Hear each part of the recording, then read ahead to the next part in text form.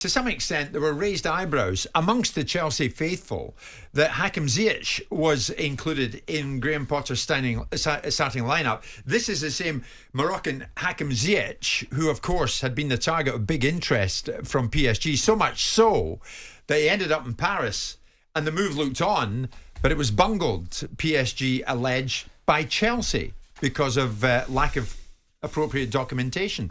So Ziyech came back somewhat tail between his legs and had to take to the field because he was selected by Potter. Someone's that's heading for the door. Maybe that's a typical transfer window at Chelsea. Someone's heading for the door and then suddenly they're staying and then they're playing. And he's a player that hasn't really been that convincing in a Chelsea shirt. So you would have thought he would have been one of the casualties and gone. So I was a little bit surprised to see him. I was also surprised, actually, to see the changes that they made in the game itself.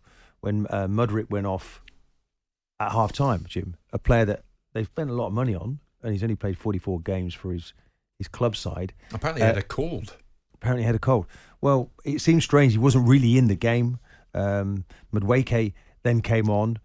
Lots of flashes, lots of good example, good moments, but not really impacting too much on the game, Jim. The central defender, actually, Badashil, was probably the best player that I saw of the purchases. So it's kind of like there's a lot of new players coming in. We're trying to all fathom out. But what remained the same, Jim, was what they did in front of goal. They can't.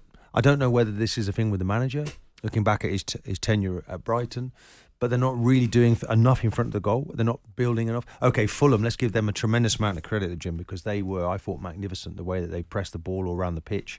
That is a really good performance from there. They are here to stay now, Fulham, in the Premier League this time round. Willian just put back the years, didn't he? Yeah, he was terrific. His performance. Pereira playing off the front. Paulinho in midfield. I mean, bullying people, putting tackles in.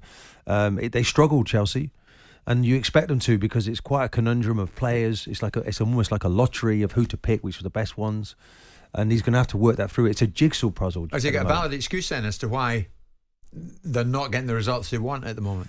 I wouldn't want to be using it as an excuse. I think it's up to the manager, isn't it, to find the winning formula for the players that he's got. Yeah. But it's interesting. The central defender that we said talked about how being such a good player, he's not even listed in the Champions League group. So how does that really work out, and who made that decision?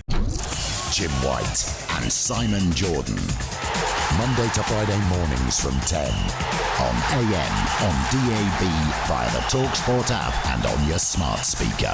talkSPORT.